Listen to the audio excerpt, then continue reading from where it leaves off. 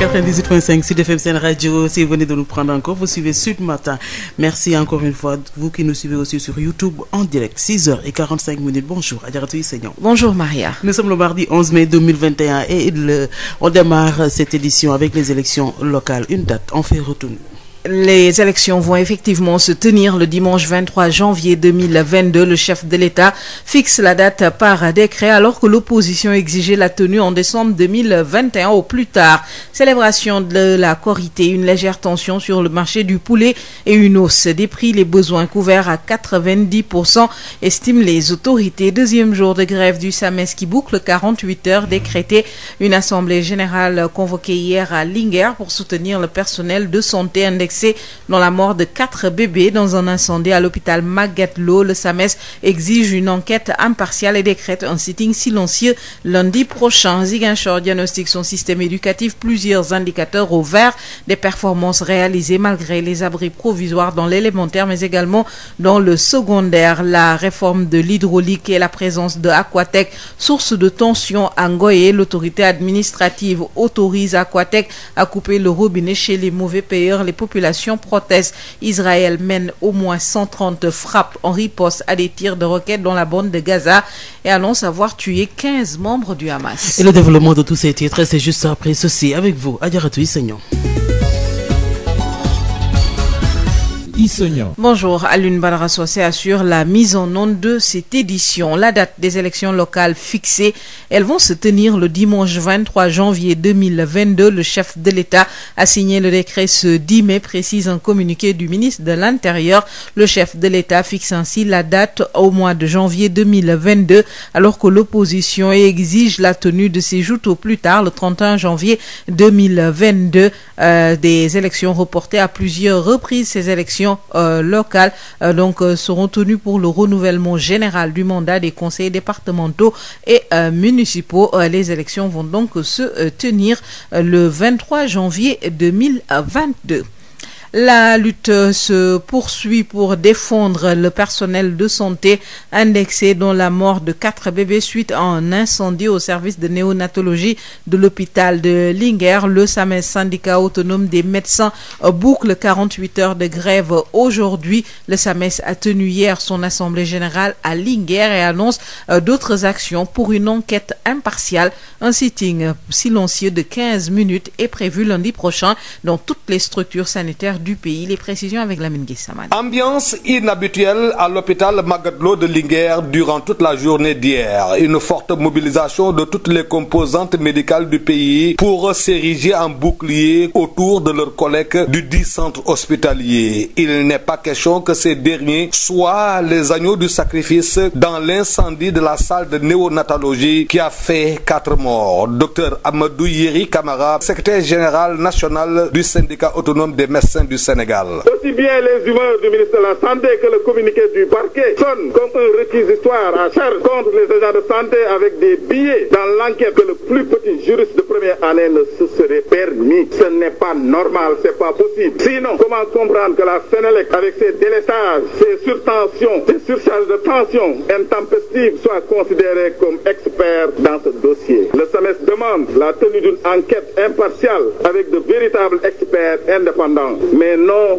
de pseudo-experts mouillés jusqu'au cou. Le SAMES ne regardera pas passivement les agents de santé être conduits inéluctablement vers l'SFO. Nous allons nous battre car seule la rue libère. Le SAMES dénonce jusqu'à la dernière énergie l'attitude des responsables du ministère de la Santé, attitude qu'il assimile à un médecin après la mort. Docteur Amadou Yeri Camara du SAMES. Comme on aurait aimé disposer de ces couveuses flambant neufs, de ces agents fraîchement affectés pour sauver ses enfants. Mais non, c'est au lendemain de l'accident que, comme par miracle, tout ce qui a été demandé à corps et à cri par l'administration de l'hôpital est devenu disponible comme par enchantement. Le syndicat autonome des médecins du Sénégal décrète un sitting silencieux de 15 minutes lundi prochain dans toutes les structures sanitaires du pays. Camarades, le SAMES vous demande de rester vigilants pour les prochains rendez-vous et décrète un sitting silencieux silencieux de 15 minutes dans toutes les structures sanitaires le 17 mai 2021 à partir de 10 heures. Le rassemblement des blouses blanches à Linguère a été précédé par une minute de silence à la mémoire des mômes disparus, mais aussi pour dire plus jamais ça dans aucune structure sanitaire du pays. Lamine Gueye Saman, Louga, Sud FM. Lamine Gueye Saman, le SAMES qui boucle, on le rappelle, 48 heures de grève aujourd'hui, annonce un sitting silencieux de 15 minutes dans toutes les structures sanitaires du pays. Ce sera lundi prochain. Direction Ziguinchor, où les acteurs de l'école ont fait un diagnostic du système éducatif et de la formation professionnelle de la région. Plusieurs indicateurs au vert des performances réalisées malgré quelques dysfonctionnements et la présence des abris provisoires. Ignace Dey. Le diagnostic fait par les acteurs hier, il ressort que les indicateurs du système éducatif et de la formation sont presque au vert dans la région de Ziguinchor. Constat fait par les autorités académiques et autorités administratives qui ont, avec les acteurs de l'école, passé au peigne fin le secteur de l'éducation et de la formation. Des performances réelles ont été enregistrées sur la prise en charge de certains indicateurs, a souligné l'inspecteur d'académie de Ziguinchor, Cheikh Faye. Plan de la prise en charge des disparités et de la vulnérabilité, nous avons enregistré des performances réelles. Beaucoup d'enfants ont été accompagnés, n'est-ce pas, avec l'aide de l'UNICEF à avoir des kits scolaires. Les DARA ont été appuyés au plan de l'alimentation scolaire. Il y a même un début de modernisation avec des programmes de réhabilitation, n'est-ce pas, un financement de CDP. Des pas de géants ont été également notés dans l'environnement scolaire, même si la résorption des abris provisoires dans la région reste encore très timide. Mais le patron de l'école, à Ziguinchor, rassure. Des indicateurs liés à l'environnement scolaire, nous avons connu un bon qualitatif, une réduction assez importante du taux d'abri provisoire, même si ils sont toujours à un niveau très élevé, 7% pour le moins et 11% pour le secondaire. Et là, nous pensons qu'avec la mise en œuvre du PROSAP, surtout au niveau du lot 3, autant pour moi, dont le démarrage est imminent, mais également les autres programmes comme le PAEPK et autres, nous osons espérer que d'ici peu, on pourra encore améliorer davantage la situation de l'environnement scolaire. La transition vers la formation professionnelle a connu des frémissements, tout comme l'orientation vers les séries scientifiques, avec des bons qualitatifs jusqu'à 3 points. À l'exception du taux de réussite au baccalauréat, tous les autres indicateurs d'efficacité dépassent largement la moyenne nationale à l'élémentaire, au moins et au secondaire. Ziguinchor, Ignace Ndeye, Sud FM. Ignace Ndeye, renforcer la région en effectif d'enseignants, ouverture d'un guichet régional de la fonction publique, plaidoyer du syndicat, des syndicats d'enseignants qui réclament une meilleure implication des collectivités locales dans la gestion des centres de formation. Yankouba Badji, secrétaire général du CELS de Bignona, nous explique au micro de Ignace Ndeye. Nous avons été séduits par le rapport présenté par l'IA pour cette séance de travail. Nous avons vu que pratiquement tous les axes ont été pris en charge dans le rapport, sauf qu'il y avait quelque chose que nous avons à soumettre en complément. Mais ce n'était pas quelque chose de trop. Et que même, à la limite, nous, partis syndicales, ce que nous avons plaidé, ce n'est pas des choses qui peuvent se régler au niveau local. Nous avons lancé un appel à un plaidoyer pour que la région soit renforcée en effectif d'enseignants. Nous avons aussi lancé un appel pour que la région puisse bénéficier d'un guichet au niveau un guichet régional de la fonction publique au même titre que les autres régions, comme Fatick, comme Kaolack et autres. Mais nous avons aussi souhaité que dans la gestion des établissements tels que les centres de formation, que les autorités, les collectivités locales puissent s'impliquer davantage pour renforcer ces centres de formation, vu leur importance. Mais également demander à ce que ces centres soient mieux organisés dans le cadre de la gestion. Maintenant, aujourd'hui, nous pensons qu'il n'est plus du ressort de l'IA de porter ce rapport-là au niveau national. C'est à tous les acteurs de l'éducation de porter ce rapport. Direction Ngoye, dans le département de Diourbel, le collectif des contestataires de la réforme de l'hydraulique s'insurge contre la privatisation de la gestion de l'eau, alors que Aquatech peut couper le robinet chez les mauvais payeurs. Les populations protestent et accusent l'autorité administrative de soutenir Aquatech. Adam Ndiaye. Les autorités administratives de Diourbel et de l'Aquatech ont décidé de parachever le processus de réforme de l'hydraulique rurale. Ainsi, elles ont décidé de priver le liquide précieux aux mauvais payeurs, par ailleurs contestataires de la réforme hydraulique. Ce que dénonce Djibril Sène du collectif des contestataires de la réforme hydraulique au niveau de Ngoye. Nous venons aujourd'hui nous insurger contre l'attitude du préfet du département de Diourbel qui a procédé d'un acharnement exemplaire sur la population de Ngoye. Nous sommes en conflit avec Aquatec. Aquatec déjà, il est venu par les manières fortes. Il a renvoyé notre conducteur. Il nous a mis en prison. Bon, voilà, donc ils ont coupé l'eau parce que la population n'a pas payé l'eau. Pourquoi la population n'a pas payé? Le seul moyen que la population a pour protester contre la privatisation de l'hydraulique rurale que l'État a fait et que toute la population du Sénégal dénonce. Le préfet de Diourbel que nous avons joint au téléphone déclare qu'il est inacceptable que ceux qui s'agitent continuent de consommer de l'eau sans payer. Ainsi, ces opérations de coupure vont se poursuivre pour obliger le groupe de Djibril Sène à honorer leurs factures d'eau. La société en charge de l'eau, Aquatec, doit une facture de 9 millions à la Sénélec au niveau du forage de Ngoye et ne peut plus continuer à approvisionner de l'eau à des populations qui refusent de s'acquitter du paiement de leurs factures d'eau. Pour rappel, Djibril Sène et 7 de ses co-détenus qui ont versé 7 millions au trésor public sur les 30 que l'Aquatec leur réclame ont bénéficié d'une liberté provisoire. Ils seront jugés en audience spéciale le 29 juin prochain. Diourbel, Sud FM, Adama Ndiaye. Adama Ndiaye, parlons à présent de la célébration de la fête de Korité. Une légère tension sur le marché du poulet. Les autorités reconnaissent le déficit. Seuls 90% des besoins sont à ce jour couverts, ce qui a d'ailleurs entraîné une hausse du prix du poulet de Nisia Sambou. À quelques heures de la Korité, le besoin de 10 millions de poulets pas encore atteint. C'est ce qu'a fait savoir le ministre de l'Élevage, Ali Saleh Diop, en visite à la Sedima. Nous sommes à 3 jours de la Korité. Ce que nous avons vu nous réconforte au regard du contexte qu'il y a.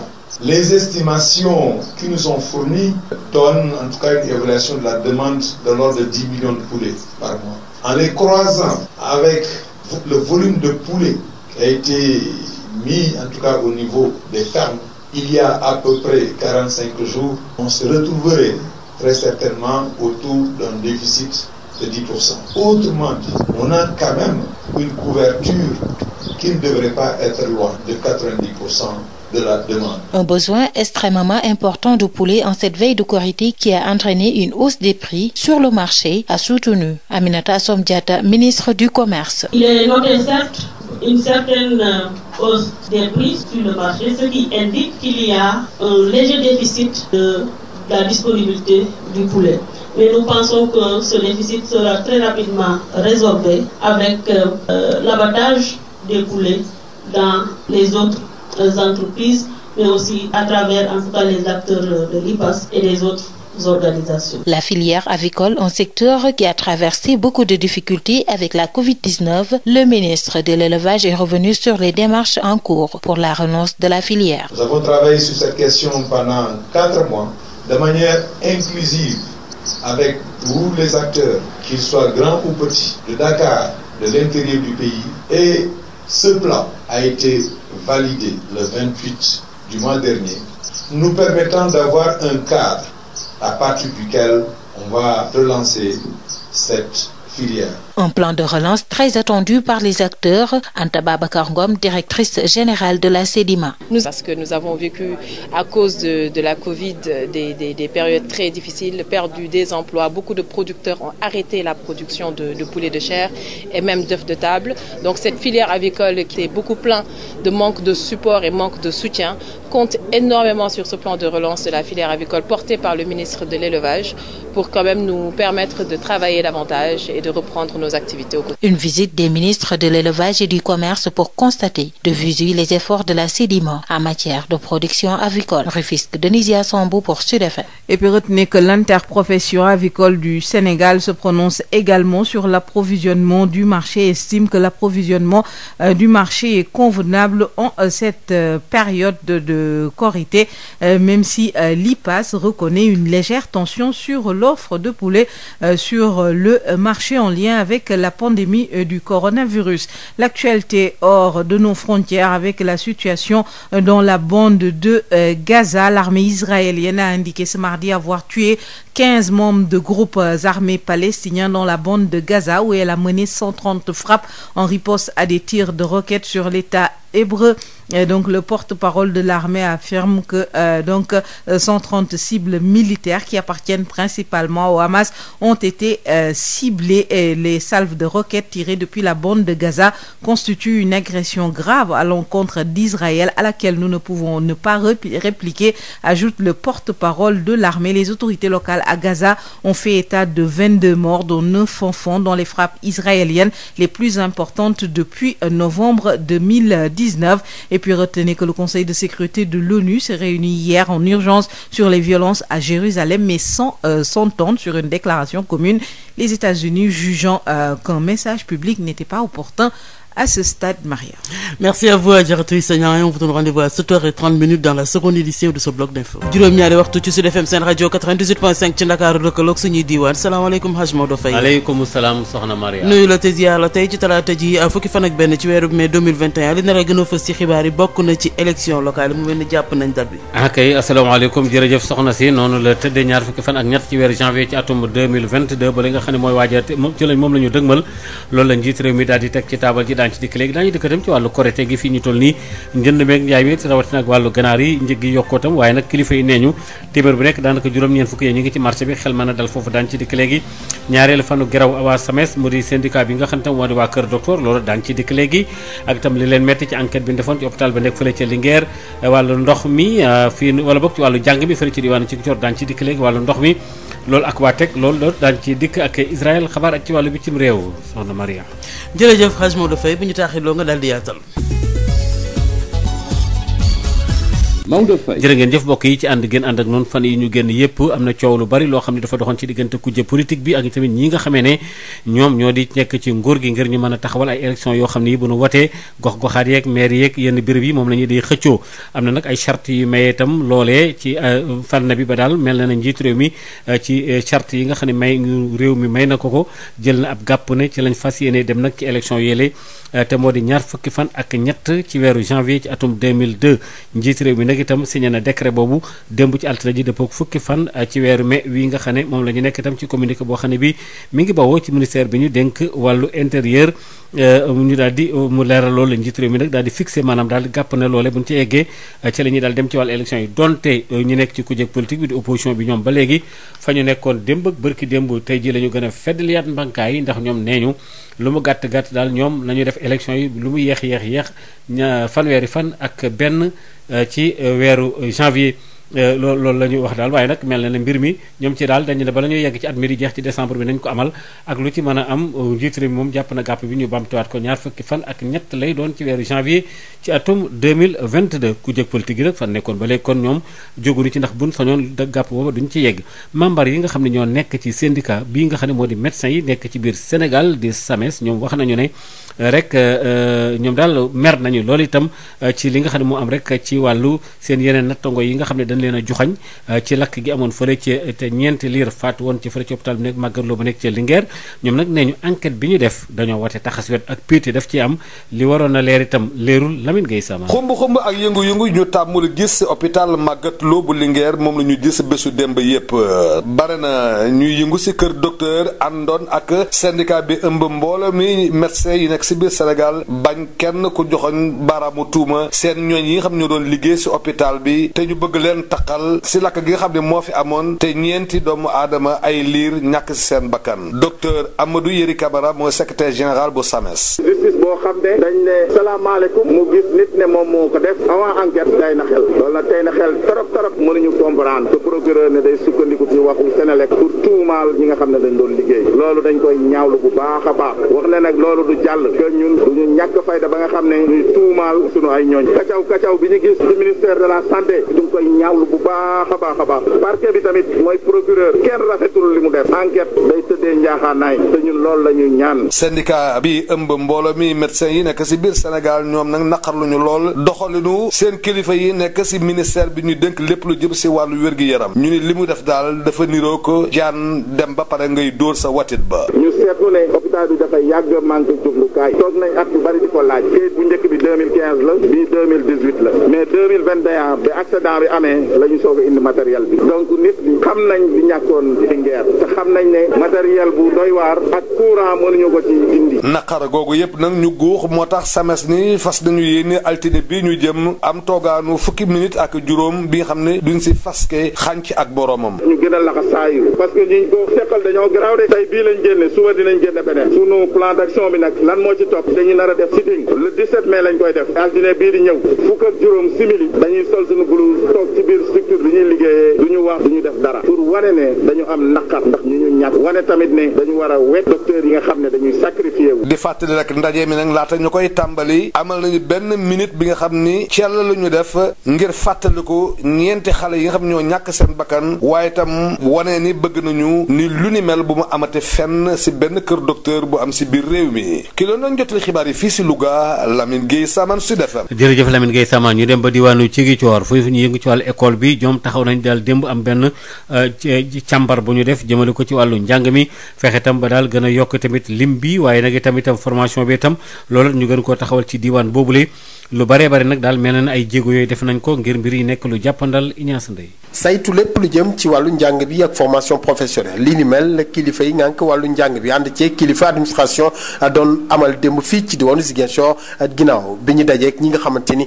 ñooy yëngu yépp ci wàllu njàng mi fii ci diwaanu Ziguinchor ginnaaw bu ñu saytoo mbir mi ni mel jot nañoo jàpp ni am na ay jéego yi nga xamante ni jot nañ koo am ci lépp lu jëm ci wàllu prise en charge yenn indicateurs yi naka la ko inspecteur d'académie bu Ziguinchor Cheikh Faye daal di xamle. région bi am na ay jéego yu am solo yu mu def ci wàll yëpp ak ci niveau d'enseignement yëpp su ma nee ay jéego yu am solo dafa am li ñuy wax ay indicateurs maanaam li lu bëri loo xam ne day firndeel ndax def nañ ay jéego am déet ci njàng mi ak njàngale mi ci wàllu yorin bi muy gouvernance bi mais itam ci wàllu qualité enseignement apprentissage ak équité bi maanaam nan la ñuy def ba nga xamante ne dañuy tollale yemale ak yelleef ndongo yi ci biir njàng mi ak njàngale loolu nag ñu koy rafetlu bu baax. ay jéego tamit nemmeeku nañ ko ci lépp lu jëm ci wàllu environnement scolaire même su fekkee ni li nga xamante ni moom mooy abri provisoire yi ñu ngi bëri ba léegi fii ci diwaan bi waaye kii di njiitu l'école fii ci diwaanu Ziguinchor jàpp na ni wàññeeku na bu baax a baax. abri provisoire yi mooy classe yi nga xamante ne ay mbaar lañ. am na ñu ko yëkkati mais liñ nemmeeku ci càmbar bi moo di ne wàññeeku nañ bu baax a baax a baax a baax wàññeeku bu baax même si lim bi mu ngi doole am doole parce que soo am demee ba 11% de taux d'abri provisoire dans le secondaire 8% dans le moyen ba léegi bëri na mais nag ak programme bi ñuy def muy PROSAP bi muy PAEBK et autres vraiment abri provisoire bi wàññeeku na bu baax a baax ci région bi. transition jëmale ko ci wàllu formation professionnelle am na nag ay jéego yuñ ci jot a nemmeeku naka noonu orientation ci série scientifique yi fii ci diwaanu Ziguinchor su weesoo nag li nga xamante ni mooy taux de réussite wàllu baccalauréat bi ñu jàpp ni ba léegi dafa xaw a néew am na nag ay jéego yu ñu nemmeeku ci ay examen yu ci mel ni CFE ak wàllu BFM fii ci diwaanu Ziguinchor yu ñu jàpp ni sax résultat yu ñu jot a am baax na te dal na xel bu baax a baax loolu bàyyeekoo ci ndaje bi am démb fii nga xamante ni dañu doon ndëppal lépp lu jëm ci wàllu njàng mi fii Ziguinchor Ignace Ndeye Sud FM. Ignace ñu ngi lay jaajëfal bu baax a baax fexe tamit ba noonu ñu ko waxee ñu gën a yokkaat yi fii ak itam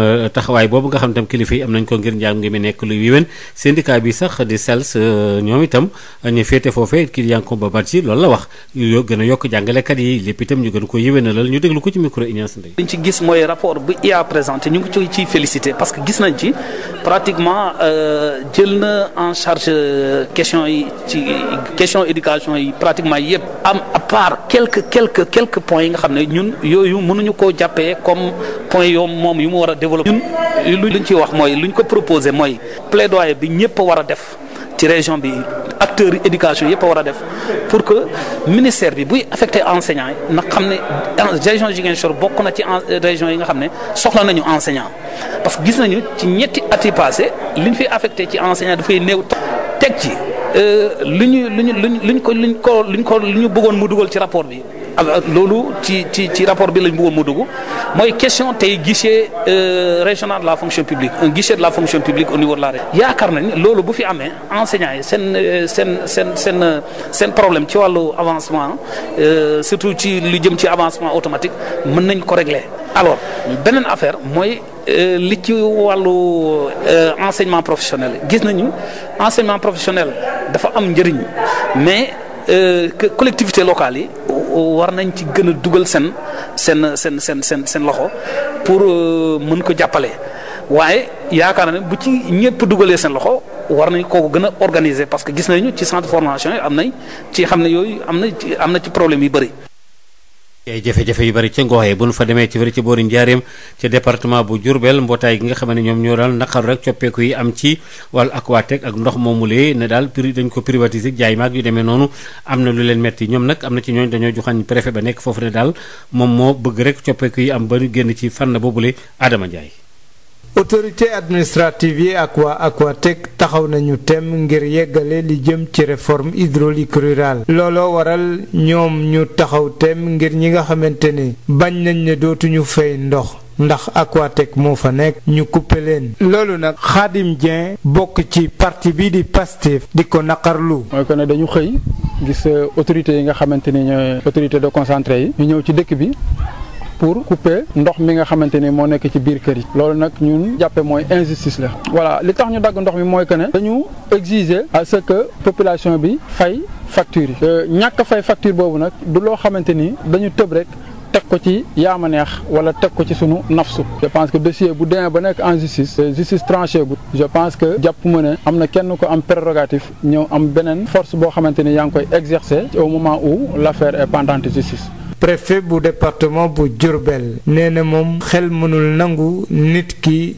di naan ndox te fayul ay opération ci coupure dinañ ko wéyal foofu nga xamante ne mooy Ngoye ndax nee na daal société bi di Aquatech juróom-ñeenti millions la war yoreel ñi nga xamante ne ñoo di waa Sénélec ci forage yu Ngoye te ñoom nee nañu sax mënatu ñoo wéy di jox askan wi ndox te ñoom duñu fay seen facture kon ci fàttali rekk ne Jibril Sène moomu ñu fàttali ne Jibril Sène ak ñi mu àndal joxe woon nañu juróom-ñaari millions trésor public ci fanweer yi nga xamante ne moom la leen Aquatech doon toppe ba taxoon ñoom ñu amoon liberté provisoire dinañ leen àtte nag ci audience spéciale ci tribunal de grande instance bu Diourbel ñaar fukki fan ak juróom-ñeent ci weeru juin bi ñuy séentu Diourbel Sud FM Adama Ndiaye. Adama ñu ngi lay jaajëfal bu baax a baax ci wàllu korite geeg wàcce gi ganaar yi fi nu toll nii am na ci ak manqué gu ci am donte ne ñu bariwul itam kilifa yi nag wax nañ ne luy tolloo ko fukki millions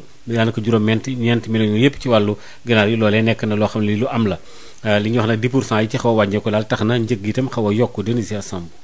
gannaaw ba mu desee ay waxtu ngir korité fukki million wu ginaar yi nga xam ne moom la suñu réew soxla dabaguñu ko bu ñu sukkandiku ci jëwriñ bi ñu dénk wàllu càmm gi Ali Sali Diop doon amal doxub nemmeeku ci Sédima. nee nañ ma nag ne ci weeru koor gi moom li ñuy soxla ci ay ginaar dina war a toll ci fukki million. nee nañ ma tamit li nga xam ne ñiy jaay ay cuuj di ko jaay ñi nga xam ne ñooy yar di jaayaat ñooñu yar di jaayaat jënd nañ daanaka lu toll ci juróom-ñeenti million. donc mu mel ne fukk yu ñuy xaar juróom-ñeenti war nañ ko matale loolu nag dara la waaye xam nga njaayeen yi moom seen bëgg-bëgg pour nga mën koo matale dafay doy waar lool ñu xamee ko noonu. soxla ci wàllu ginaar bu am solo waral ñu nemmeeku yokkute wu njëgu ginaar ci marché bi bu ñu sukkandiku ci Aminata Assom Diatta jëwriñ bi ñu dénk wàllu commerce. ministère du commerce constaté na ci fan yële ñu jógee ni am na tuuti hausse prix yi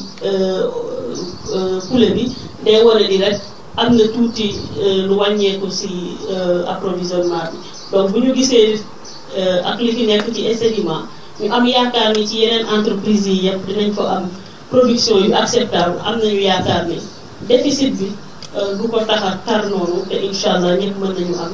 filière avicole nekk nag secteur boo xam ne jànkonteel na ay jafe-jafe yu métti ci jamonoy Covid bi jëwriñ bi ñu dénk wàllu élevage di xam leen nag dinañu amal li ñu dippee plan de relance ngir sukkaliwaat filière bi. di am yaakaar ne bu ñu jógee ci lii maanaam semaine yii nga xam ne dañ ciy dugg da ngeen dellu ca la ngeen nekkoon yokk production yi ndax demande bi ñu mën ko matale comme ni meloon. plan de relance boo xam ne nag askan yi yëngutu ci wàllum yarum ginaar soxla nañu ko bu baax a baax Anta Babacar Ngom directrice su Sedima. plan de relance boobu xëy na dinañu doolelaat ndaxte Covid bi fi jaar sonal na l'ensemble des acteurs de la filière avicole. ñëpp mujjee jaaxle emploi yi jaxasoo liggéey bi mujjee metti plan de relance bi xëy na dinañu permettre ñu delluwaat suñuy activité mën a produire at ginaar ndaxte sénégalais nag wax dëgg fa yàlla soxla nañ ko. xam nemmeeku jëwriñ yi ñu dénk wàllu càmm gi ak commerce ngir nag saytu liggéey bi niñ koy amalee foofii ca Sedima di yëngatu ci wàllu production avicole. ci wàllu ñiy bay soble si tamit dal gannaaw ba nga xamee ne am na ay naqar yu ñu amal jëmale ko ci ñi nga xam ñu yor wàllu marché bi di xoolaat marché bi njënd meek njaay mi di ko réguler ñoom nag la ñu amaloon naqar bi ñuy dañuy taskatu xabaar yi ñooñu nga xam ñooy ne mbayum dër mi ne daal ñiy bay soble si dañ leen di xaral di jafe-jafe ndax oto yi na xëy na dafa fan koy dugal moo jaaduwul wala boog daal mbir mi nag doy na waar daal ba ñoom sax nee ñu kenn ku nekk daf ci war a jàpp Babacar Ndaw coow li ñu duppee lettre de voiture fan yi yëpp mu lëmbee Sénégal rawatina suñu mbokk producteurs yu zone des Niayes coow li mën naa ñàkk bu ñu sukkandikoo si Ali Ndiaye moom mi yor cadre interprofession oignon bu Sénégal IPOS waaye jiite filière soble si diwaanu Thiès moom jàpp na ne lettre de voiture yooyu ay la yéwén képp kuy jëlee muy pomme de terre wala soble si sa tool fas yéene ko yóbbu si dëkk yi da nga ko war a wut. maanaam commerçant bu demee ci plateforme bi jënd ba pare dafay demander lettre de voiture bi da koy dagg jëndee ko à 5000 francs wala 3000 francs bu ko jëndee dañ ko ciy bindal kan moo ko jaay soble bi ban zone la ko jaayee kan moo ko jënd ñaata zone la ban oto moo ko yeb destination bi fan la jëm su ko defee dana am sécurité bi nga xam ne moom moo ci war. ki yor kàddu IPOS Ali Ndiaye di si yokk nag ne tey jii ku joxoñ ARM da nga ko tooñ donte sax tey jii ñoom liñ si wastu ak moo tax ka ñu waroon alamaan fanweeri junni ñu wàññil ko ba fukki junni ak ñaar. nag moom comme moom defu ko jalgati na yoon ci côté boobu bi mu demee commencé di joytu ci la partage affaire yi ñun tam bi ñu ko yëgee def nañ ci lu ñu mën parce que 150 000 francs lañ ko alamaanoon mais donte moom jàdd na yoon dana ko yar mais dana ko defal intervention ARM tamit sukkandiku ci loolu défendre ko ci ba mujj mu fay 60 000 francs. loolu yëpp nag ci ndajeem taskatu xibaar yi mu doon defale situation wàccaayu Korité bi Ali Ndiaye jàpp nag ne soble ak pomme de terre moom nee na gaañ ci marché bi. li ñu am soble sax laay wax mënaguñ koo jaay fi mu doon ñun am na ay plateformes yoo xam ne installé nañ ko au niveau du Potou ak Boubé ceeb ak yeneen zone yu bëri la fa nekk ci soble mënuñu ko sax jaay la ñuy wax tey maa ngi nii sama place gis nga li fi nekk ci entrée bi boo demee ci dépôt bi na fii am na li fa nekk gis nga ko 107 500 tonnes yoo xam se ni maa ngi sama place du nekk lu nekku ci àll bi loolu mënu fi jeex fii ak julli beneen bi de mooy qualité bi ñu soxla am na fi. Babacar Ndaw Thiès Sud FM. soxna Maria kon foofu la ñu daal di taxaw. jërëjëf Hadj Maodo Faye sant la gërëm la te jox la dig daje incha allah juróom-ñetti waxtu ngir yeneen ci xibaar bu ko defee ñu daal di wéy rek ci xibaar exact par Adjaratou Ndeye Marième Ndiaye 7h30 seconde édition de ce bloc d'information. Adjaratou Issegna est de retour en studio. Bonjour Adjaratou. Bonjour Maria. Seconde édition que l'on démarre avec les élections locales. Une date a été retenue. Effectivement, le chef de l'État, le président Macky Sall, a par décret du 10 mai fixé la date au dimanche 23 janvier 2022. Les élections locales vont donc se tenir le dimanche 23 janvier 2022, précise un communiqué du ministre de l'Intérieur. Le chef de l'État fixe la date en janvier 2022, alors qu'on le rappelle, l'opposition exigeait jusqu'à présent la tenue de ces joutes au plus tard le 31 janvier 2021. Des élections reportées à plusieurs reprises. Les élections vont donc permettre le renouvellement du mandat des conseillers départementaux et municipaux. Les membres du syndicat autonome des médecins du Sénégal bouclent 48 heures de grève aujourd'hui en soutien au personnel de santé indexé dans la mort de 4 bébés dans un incendie survenu au service de néonatologie de l'hôpital Magatte Lô. En assemblée générale hier justement à Linguère, le SAMES décrète un sitting silencieux de 15 minutes dans toutes les structures sanitaires du pays lundi prochain et exige une enquête impartiale. Restons dans le secteur de la santé avec le relâchement communautaire qui laisse craindre une troisième vague du Covid-19. Le leader du parti Visa les Citoyens a entamé une caravane nationale dénommée Dogali Corona pour davantage sensibiliser les populations. À l'étape de Kaolack, Déthié Diouf a visité les lieux de culte, écoles, daara et gares routières. Compte rendu à Thiaw. Le relâchement constaté chez les populations alors que la pandémie du coronavirus continue de sévir dans le pays préoccupe le leader du parti Visa les Citoyens. Déthié Diouf craint que ce comportement nous conduise à une situation regrettable, raison pour laquelle il a entamé une caravane citoyenne dénommée Dogali Corona à travers le pays pour sensibiliser encore les populations sur le respect des mesures barrières. En partenariat avec le service d'hygiène, il a sillonné à Kaolack des lieux de culte, écoles, daara, gare routière et garage moto Jakarta pour une désinfection des lieux visités, mais aussi des échanges avec les usagers pour éviter une troisième vague qui pourrait nous être fatale. Déthié Diouf, leader du parti Visa les citoyens. On a failli éliminer le Covid à un certain moment donné. Et c'est ce relâchement coupable qui nous a conduit à cette deuxième vague qui a été très meurtrière. Aujourd'hui, ce même relâchement est en train d'être constaté et un deuxième relâchement coupable entraînerait une troisième vague qui serait insupportable et dramatique pour notre pays à tout point de vue. Alors voilà pourquoi nous sommes revenus avec l'opération Dokkali Corona pour dire en finir avec. La balle a atteint la ligne mais ne l'a pas encore franchie. Donc nous devons encore maintenir le cap et effectivement donc chacun doit être le sentinelle de l'autre pour que nous puissions en finir définitivement avec cela. Des masques, des bouteilles d'eau de javel, de gel hydroalcoolique, du savon et des autocollants ont été distribués partout lors de cette caravane Dokkali Corona pour inviter les populations à un comportement plus responsable. Kaolack pour Sud FM, Awa Thiaw. Awa Thiaw, Déthié Diouf donc qui mène une tournée nationale, une caravane nationale dénommée Dokkali Corona pour sensibiliser les populations et donc éviter une troisième vague du Covid-19. La lutte contre la pandémie doit être un combat de toute la communauté selon Déthié Diouf. Légère tension sur le marché du poulet à quelques heures de la fête de la Korité. Sur un besoin de 10 millions de poulets, 9 millions ont pu être produits par les aviculteurs, un déficit de 10% qui a entraîné une hausse du prix du poulet, faible hausse selon le ministre du Commerce. Polémique autour des tracasseries de l'Agence de régulation des marchés envers certains producteurs horticoles non titulaires de lettres de voiture, lettres obligatoires pour convoyer la production horticole.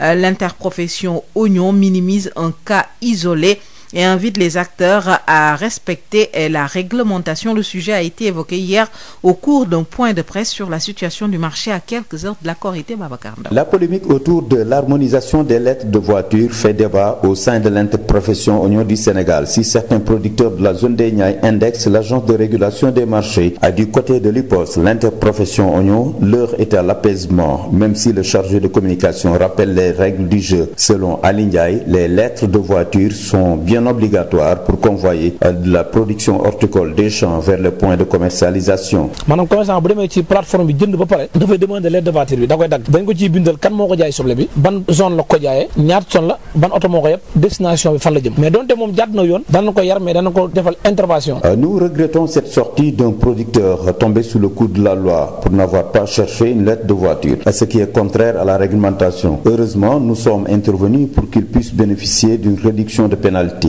Ainsi, à la place des 150 000 francs, il n'a finalement déboursé que 60 000. def nañ ci lu ñu mën parce que 150 000 francs lañ ko alamaanam ARM tamit sukkandiku ci loolu défendre ko ci ba mujj mu fay 60 000 francs. Mais nous pensons que ce tollé pouvait être évité et nous invitons chaque acteur à jouer sa partition. loolu mooy waral chaque jour rek ñuy am ay jafe-jafe ba pare wëlbatiku di ŋàññi ni te ñoom ñoo tax lépp lu ñuy wax ñoom ñooy waral ñu di ko wax. Le chargé de communication de l'IPOS, par ailleurs président de la filière oignon de la région de Thiès, rassure de la disponibilité de l'oignon et de la pomme de terre en cette veille de Korité. Babacar Ndaw, Thiès, Sud FM.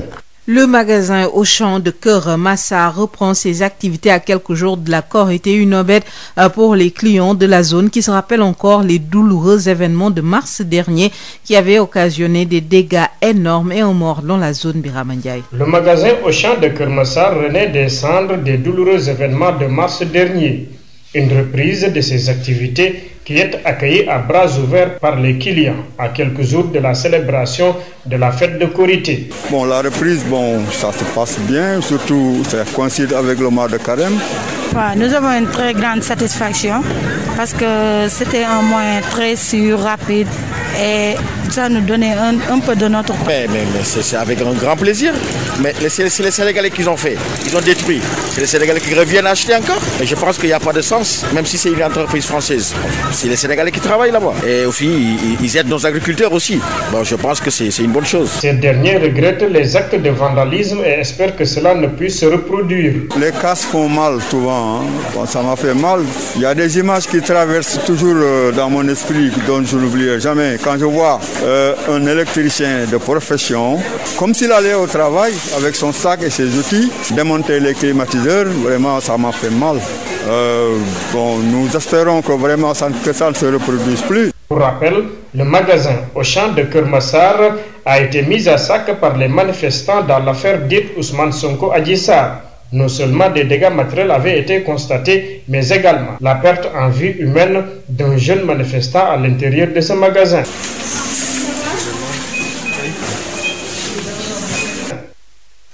Birama Ndiaye, direction Ziguinchor pour parler éducation. Les acteurs de l'école ont fait un diagnostic du système éducatif et de la formation professionnelle de la région. Plusieurs indicateurs au vert des performances réalisées malgré quelques manquements, notamment la présence d'abris provisoires dans la zone Ignace Dey. Le diagnostic fait par les acteurs hier, il ressort que les indicateurs du système éducatif et de la formation sont presque au vert dans la région de Ziguinchor. Constat fait par les autorités académiques et autorités administratives qui ont, avec les acteurs de l'école, passé au peigne fin le secteur de l'éducation et de la formation. Des performances réelles ont été enregistrées sur la prise en charge de certains indicateurs, a souligné l'inspecteur d'académie de Ziguinchor, Cheikh Faye. Plan de la prise en charge des disparités et de la vulnérabilité, nous avons enregistré des performances réelles. Beaucoup d'enfants ont été accompagnés, n'est-ce pas, avec l'aide de l'UNICEF, à avoir des kits scolaires. Les DARA ont été appuyés au plan de l'alimentation scolaire. Il y a même un début de modernisation avec des programmes de réhabilitation, n'est-ce pas, un financement de CDP. Des pas de géants ont été également notés dans l'environnement scolaire, même si la résorption des abris provisoires dans la région reste encore très timide.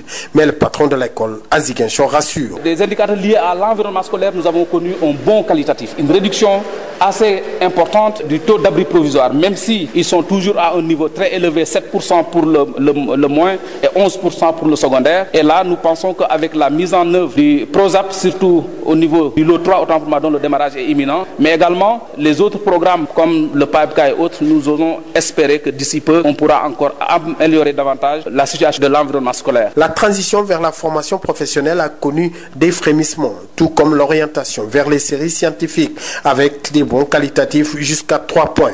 À l'exception du taux de réussite au baccalauréat, tous les autres indicateurs d'efficacité dépassent largement la moyenne nationale à l'élémentaire, au moins et au secondaire.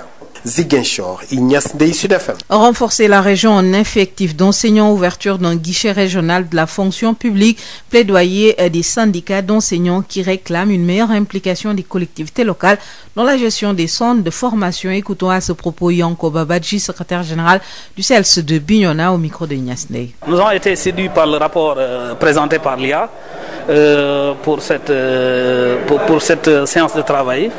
Nous avons vu que pratiquement tous les axes ont été pris en charge dans le rapport, sauf qu'il y avait quelque chose que nous avons à soumettre en complément. Mais ce n'était pas quelque chose de trop. Et que même, à la limite, nous, partis syndicales, ce que nous avons plaidé, ce n'est pas des choses qui peuvent se régler au niveau local. Nous avons lancé un appel à un plaidoyer pour que la région soit renforcée en effectif d'enseignants. Nous avons aussi lancé un appel pour que la région puisse bénéficier d'un guichet un guichet régional de la fonction publique au même titre que les autres régions, comme Fatick, comme Kaolack et autres. Mais nous avons aussi souhaité que dans la gestion des établissements tels que les centres de formation, que les autorités, les collectivités locales puissent s'impliquer davantage pour renforcer ces centres de formation, vu leur importance. Mais également demander à ce que ces centres soient mieux organisés dans le cadre de la gestion. Maintenant, aujourd'hui, nous pensons qu'il n'est plus du ressort de l'IA de porter ce rapport-là au niveau national. C'est à tous les acteurs de l'éducation de porter ce rapport. Réaction recueillie par Ignace Ndeye, direction Ngoye dans le département de Diourbel, où le collectif des contestataires de la plateforme continue de s'insurger contre la privatisation de la gestion de l'eau. Les ménages mauvais payeurs n'auront plus de l'eau dans les robinets. Les populations protestent et accusent le préfet de soutenir Aquatech indexé dans la zone Adama Ndiaye. Les autorités administratives de Diourbel et de l'Aquatech ont décidé de parachever le processus de réforme de l'hydraulique rurale. Ainsi, elles ont décidé de priver le liquide précieux aux mauvais payeurs, par ailleurs contestataires de la réforme hydraulique. Ce que dénonce Djibril Sène du collectif des contestataires de la réforme hydraulique au niveau de Ngoye. Nous venons aujourd'hui nous insurger contre l'attitude du préfet du département de Diourbel qui a procédé d'un acharnement exemplaire sur la population de Ngoye. Nous sommes en conflit avec Aquatech. Aquatech déjà, il est venu par les manières fortes. Il a renvoyé notre conducteur. Il nous a mis en prison. Bon, voilà, donc ils ont coupé l'eau parce que la population n'a pas payé l'eau. Pourquoi la population n'a pas payé? Le seul moyen que la population a pour protester contre la privatisation de l'hydraulique rurale que l'État a fait et que toute la population du Sénégal dénonce. Le préfet de Diourbel, que nous avons joint au téléphone, déclare qu'il est inacceptable que ceux qui s'agitent continuent de consommer de l'eau sans payer. Ainsi, ces opérations de coupure vont se poursuivre pour obliger le groupe de Djibril Sène à honorer leurs factures d'eau.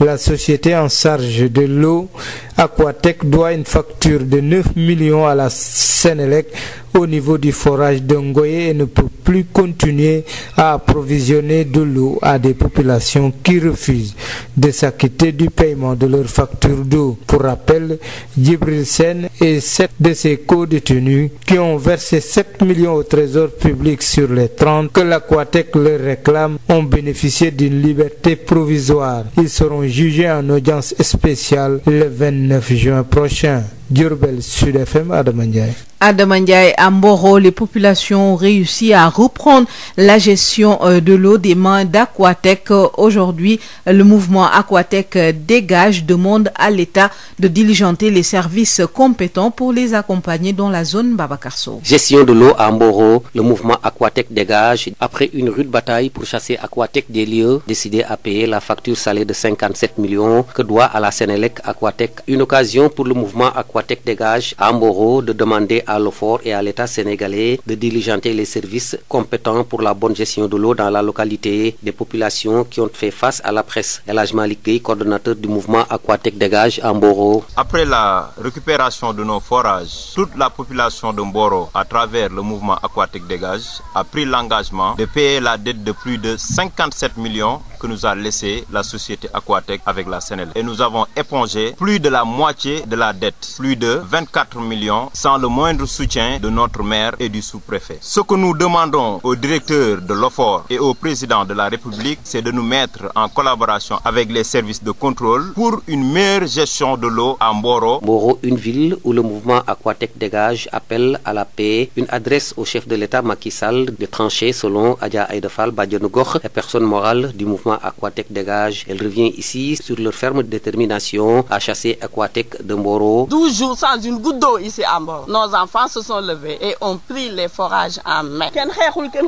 Actuellement, nous n'avons plus de problème de manque d'électricité avec la Sénélec. Nous payons moins cher l'eau et nous avons abondamment l'eau ici à Mboro. Nous demandons au président de revoir donc ce qu'on veut nous imposer, de revoir ça, de convoquer donc pour une causerie, pouvoir trouver une solution. On ne peut pas vivre sans eau. Jamais, plus jamais Aquatech ici à Mboro. Nous ne voulons plus d'Aquatech ici à Mboro. 57 millions à la Sénélec. Aquatech a fermé les forages et est parti depuis plus de 4 mois. Le maire, il n'a rien à nous dire. Tivaouane, Babakarso depuis Mboro pour Sud FM.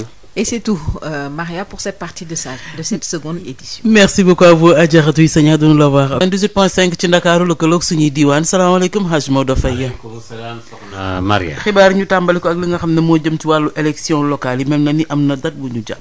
kay gàpp boobu jàpp nañ ko asalaamaaleykum mbokk yi loolu nag njiitu réew mi ci boppam ak itam kattanu charte yi nga xam ne tam moom la ko réew mi jox moo di dibéer lay dëppool ñaar fukki fan ak ñett ci weeru janvier wala nga xam ne moom la ñu dëgmal ci atum 2022 gannaaw ba nga xamee ne ku jëg politique gi ñoom fa ñu nekkoon démb ak bërki démb tey ji la ñu gën a feddliyaat mbankaay ci xabaar yi ba léegi itam ñu daal ci wéyandi ñi nga xam tam ñoo di syndicat bi nga xam ne tam moo di wàllu médecin yi ñoom itam fii ci biir Sénégal tey ji seen ñaareelu fan boo xam ne bi nekk nañ ci wàllu geraw ba nag gannaaw ba lakk amee ba ñeneenti liir faatu ci fële ci hôpital Magatte Lô ca Linguère gannaaw gi nag ñu am lu leen metti loolu itam ca nañu enquêté ak nañu doxale loolu moo tax itam ñu daal di def loolee nañ sax ne ñu daañ def sitting boo xam ne bi fukki minute ak juróom yoo xam ne yi danaan tekkaaral duñu wax ak kenn laaj yi tamit ci xoolaat mbir yi ak itam Covid bi ci ñetteelu vague bi nga xam ne ñu ngi koy waxe nag fii nu toll nii ki nga xam ne moo jiite parti Visa ak citoyen yi nga xam ne moom am na caravane bu mu doon amal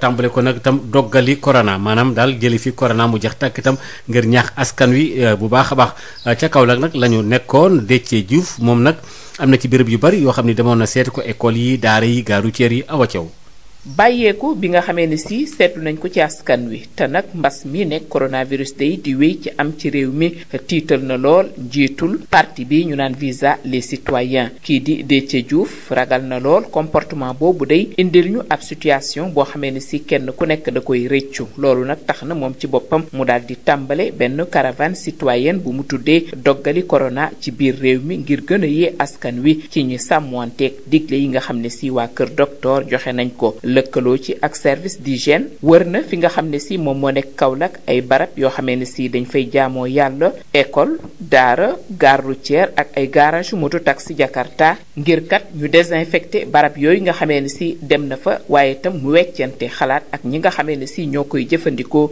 su ko defee ñu fagaru ba ñetteelu vague boo xamee ne si mën nañu jural loraange bañ a am. Déthié Diouf njiitul parti Visa les citoyens. demoon nañu ba Sénégal daan corona bi waaye dañoo gaaw a naagu ñu jàpp ne affaire bi mat na kenn ku nekk bàyyeeku ñëpp bàyyeeku mu indil ñu lu nga xam ne loraangay li ñu ñàkk ci ay bakkan yéeme na te mënoon naa ñàkk bu doon kenn ku ne bàyyeekul woon kon nag loolu moo waral doggali corona bi ndax corona dafa dangereux boo ko doggalee nag mën a tàggoog moom moo tax ñu ne troisième vague waru fee am ñaareelu loragement bi ñuy lor dëgg buñ ci bàyyiwul xel dinañu jural lu nga xam ne ci wàllu bakkan yi dana metti waaye wàllu économie yi daal dootul mën a am ndax bu nit ñi wérut dana doy waar. ay masque ay butéelu eau de Javel yu gel hydroalcoolique saabu ay autocollant seddaat leen nañ ko fépp foo xamee ne si caravane doggali corona boobu jaar na fa ngir woo askan wi ci ñu soppi li nga xamee ne si moom moo nekk jikko yi. Awa Thiaw doon jokkoo ak yéen fii ci diwaanu Saloum pour Sud FM. Awa Thiaw ñu ngi lay jaajëfal bu baax a baax la aju yi tamit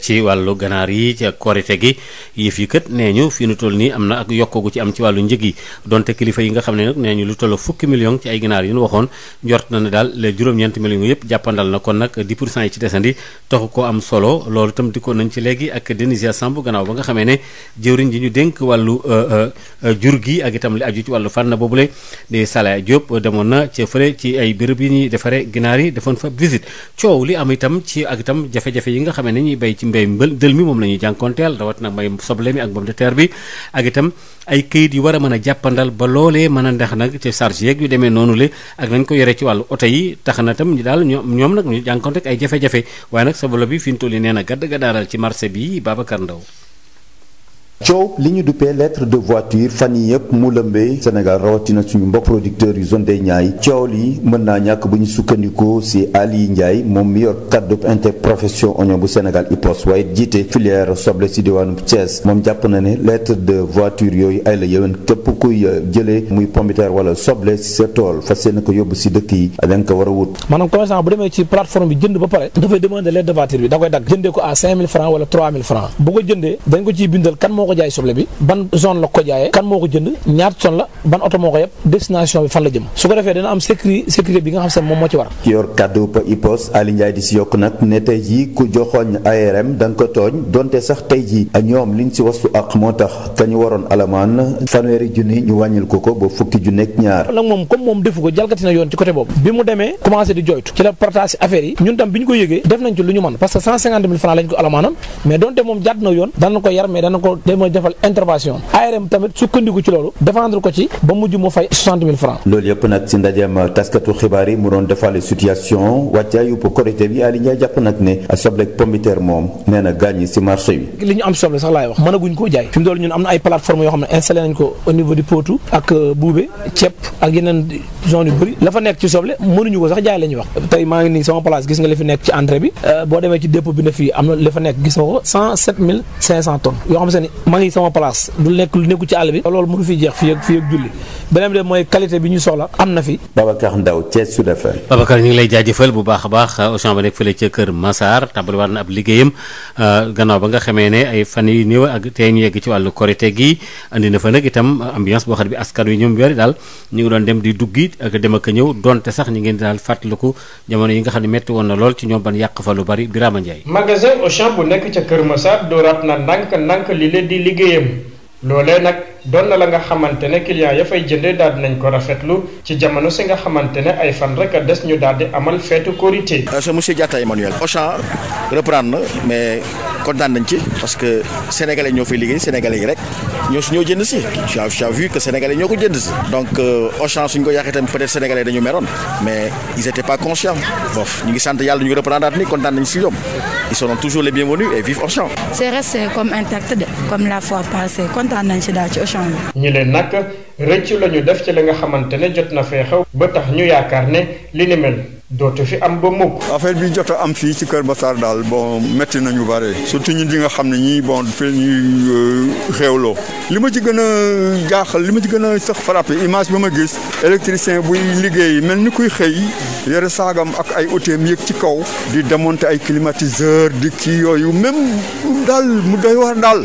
ak sax li ma ciy dolli sax am na ñoo xam ne ñii ñu ngi ci biir mais pour ñooñu su ma leen xoolee ñooñu pour man dootuñu tekki dara ay borom kër ay jigéen ay borom kër du gaare sareet di ci teg seen i bagage di yóbbu mais lu ñaaw bu la rombee ci mbedd mi da nga naan non ñii c'est pas possible. C'était à déplorer et on prie le bon Dieu pour que ça ne se refasse plus. ñu fàttali leen ne magasin Auchan bu Kër Massar bokkoon na ci yi nga xamante ne dañ doon yàqoon ci manifestation yi ruuse woon ci coow li doxoon diggante Ousmane Sonko ak kile di Adji Sarr file nag ay yàquteef yu bëri lañ fa daal di nemmeeku woon rax ci dolli am benn manifestant bi nga xamante ne jotoon na ñàkk bakkanam ci biir magasin bi li ci diwaanu Ziguinchor ñi nga xam ne tam ñoo di yëngu ci wàllu école bi kilifa yi fa nekk ñu ngi doon càmbaraat système bi bu baax a baax ci wàllu njàng mi ak formation professionnelle bi ñu nekk ci diwaan boobule am na fa nag tomb yu bari yoo xam ne jot nañ ko waxtaane ngir suqali fan la boobule Ignace Ndeye saytu lépp lu jëm ci wàllu njàng bi ak formation professionnelle li ni mel kilifa yi ngànk wàllu njàng bi ànd ci kilifa administration doon amal démb fii ci diwaanu Ziguinchor ginnaaw bi ñu dajeek ñi nga xamante ni ñooy yëngu yépp ci wàllu njàng mi fii ci diwaanu Ziguinchor ginnaaw bu ñu saytoo mbir mi ni mel jot nañoo jàpp ni am na ay jéegu yi nga xamante ni jot nañ koo am ci lépp lu jëm ci wàllu prise en charge yenn indicateurs yi naka la ko inspecteur d'académie bu Ziguinchor Cheikh Faye daal di xamle. région bi am na ay jéego yu am solo yu mu def ci wàll yëpp ak ci niveau d'enseignement yëpp su ma nee ay jéego yu am solo dafa am li ñuy wax ay indicateurs maanaam li ngi lii lu bëri loo xam ne day firndeel ndax def nañ ay jéego am déet ci njàng mi ak njàngale mi ci wàllu yorin bi muy gouvernance bi mais itam ci wàllu qualité enseignement apprentissage ak équité bi maanaam nan la ñuy def ba nga xamante ne dañuy tollale yemale ak yelleef ndongo yi ci biir njàng mi ak njàngale loolu nag ñu koy rafetlu bu baax. ay jéego tamit nemmeeku nañ ko ci lépp lu jëm ci wàllu environnement scolaire même su fekkee ni li nga xamante ni moom mooy abri provisoire yi ñu ngi bëri ba léegi fii ci diwaan bi waaye kii di njiitu l'école fii ci diwaanu Ziguinchor jàpp na ni wàññeeku na bu baax a baax. abri provisoire yi mooy classe yi nga xamante ne ay mbaar lañ. am na ñu ko yëkkati mais liñ nemeeku ci càmbar bi moo di ne wàññeeku nañ bu baax a baax a baax a baax wàññeeku bu baax même si lim bi mu ngi doole am doole parce que soo am demee ba 11% de taux d'abri provisoire dans le secondaire 8% dans le moyen ba léegi bëri na mais nag ak programme bi ñuy def muy PROSAP bi muy PAEPK et autres vraiment abri provisoire bi wàññeeku na bu baax a baax ci région bi. transition jëmale ko ci wàllu formation professionnelle am na nag ay jéego yuñ ci jot a nemmeeku naka noonu orientation ci série scientifique yi fii ci diwaanu Ziguinchor su weesoo nag li nga xamante ni mooy taux de réussite wàllu baccalauréat bi ñu jàpp ni ba léegi dafa xaw a néew am na nag ay jéego yu ñu nemmeeku ci ay examen yu ci mel ni CFE ak wàllu BFM fii ci diwaanu Ziguinchor yu ñu jàpp ni sax résultat yu ñu jot a am baax na te dal na xel bu baax a baax loolu bàyyeekoo ci ndaje bi am démb fii nga xamante ni dañu doon ndëppal lépp lu jëm ci wàllu njàng mi fii Ziguinchor Ignace Ndeye Sud FM. Ignace Ndeye ñu ngi lay jaajëfal bu baax a baax aju tamit ci fexe ba defaraat lépp loo xam ne aju ci wàllu njàng mi loolee sax itam am na rafetlu nañ ko syndicat boobu di waa SELS ñoom ak ki ko fa jiite di Yankoba Badji rafetlu na lañ jot a jël ñu déglu ko. liñ ci gis mooy rapport bu IA présenté ñu ngi ciy félicité parce que gis nañ ci pratiquement jël na en charge question yi ci question éducation yi pratiquement yëpp am à part quelques points yi nga xam ne ñun yooyu mënuñu koo jàppee comme point yoom moom yu mu war a développer. ñun luñ ciy wax mooy luñ ko proposé mooy plaidoyer bi ñëpp war a def ci région bi acteurs yi éducation yëpp a war a def pour que ministère bi buy affecté enseignants yi na xam ne région Ziguinchor bokk na ci région yi nga xam ne soxla nañu enseignant parce que gis nañu ci ñetti at yi passé liñ fi affecté ci enseignant dafay néew teg ci lu ñu bëggoon mu dugal ci rapport bi loolu ci rapport bi lañ bëggoon mu dugg mooy question tey guichet régional de la fonction publique un guichet de la fonction publique au niveau de la région. yaakaar nañ loolu bu fi amee enseignants yi seen problème ci wàllu avancement surtout ci lu jëm ci avancement automatique mën nañ ko régler. alors beneen affaire mooy li ci wàllu enseignement professionnel gis nañu enseignement professionnel dafa am njëriñ mais collectivités locales yi war nañ ci gën a dugal seen loxo pour mën ko jàppale waaye yaakaar na ne bu ci ñëpp dugalee seen loxo war nañ koo gën a organiser parce que gis nañu ci centre formation yi am nañ ci xam ne yooyu am na ci problème yu bëri. li aju tamit ca Ngoye nga xam ne foofu ca département bu Njaareem la ñi nga xam ñoo fa nekk itam di naqarlu rek itam coppeeku yi am ci wàllu Aquatech indi na fa coow Adama Ndiaye. autorité administrative yi ak waa Aquatech taxaw nañu tem ngir yeggale li jëm ci réforme hydraulique rurale looloo waral ñoom ñu taxaw tem ngir ñi nga xamante ne bañ nañ ne dootuñu fay ndox ndax Aquatech moo fa nekk ñu coupé leen loolu nag Khadim Dieng bokk ci parti bi di Pastef di ko naqarlu. mooy que ne dañu xëy gis autorités yi nga xamante ni ñooy autorité de concentré yi ñu ñëw ci dëkk bi pour couper ndox mi nga xamante ni moo nekk ci biir kër yi loolu nag ñun jàppe mooy injustice la voilà li tax ñu dagg ndox mi mooy que ne dañu exiger à ce que population bi fay facture yi ñàkk fay facture boobu nag du loo xamante ni dañu tëb rek teg ko ci yaama neex wala teg ko ci sunu nafsu je pense que dossier bu demee ba nekk en justice justice tranché bu je pense que jàpp ma ne am na kenn ko am prérogative ñëw am beneen force boo xamante ni yaa ngi koy exercer au moment où l'affaire est pendante justice. préfet bu département bu Diourbel nee na moom xel mënul nangu nit ki di naan ndox te fayul ay opération ci coupure dinañ ko wéyal foofu nga xamante ne mooy Ngoye ndax nee na daal société bi di Aquatech juróom-ñeenti millions la war yoreel ñi nga xamante ne ñoo di waa Sénélec ci forage yu Ngoye te ñoom nee nañu sax mënatuñoo wéy di jox askan wi ndox te ñoom duñu fay seen facture kon ci fàttali rekk ne Jibril Sène moomu ñu fàttali ne Jibril Sène ak ñi mu àndal joxe woon nañu juróom-ñaari millions trésor public ci fanweer yi nga xamante ne moom la leen Aquatech doon toppe ba taxoon ñoom ñu amoon liberté provisoire dinañ leen àtte nag ci audience spéciale ci tribunal de grande instance bu Diourbel ñaar fukki fan ak juróom-ñeent ci weeru juin bi ñuy séentu Diourbel Sud FM Adama Ndiaye. Adama Ndiaye ñu ngi lay jaajëfal bu baax a baax soxna Maria foofu lañ ci daal di taxawal.